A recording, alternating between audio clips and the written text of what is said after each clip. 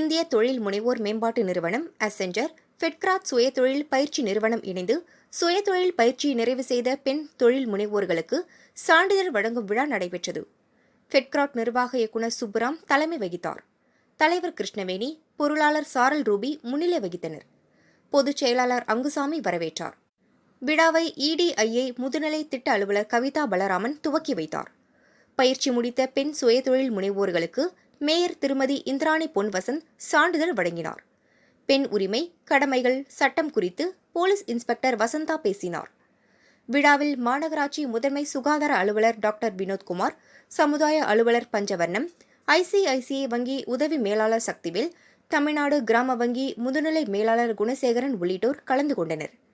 ஏற்பாடுகளை குடும்ப நல ஆலோசகர் கதிரவன் மற்றும் ஆதரவற்றோர் இல்ல நிர்வாகிகள் செய்தனர். பயிற்சியாளர் கண்ணன் நன்றி கூறினார். இப்பயிற்சியின் மூலமாக சான்றிதழ் பெறுவதன் மூலம் உங்கள் பயிற்சிகள் நிறைவு பெற்றுள்ளதாக நீங்கள் எண்ண வேண்டாம். இங்கு பெற்ற திறன் பயிற்சியின் மூலம் புதியதோர் தொடக்கத்தை நீங்கள் ஆரம்பித்திருக்கிறீர்கள். நீங்கள்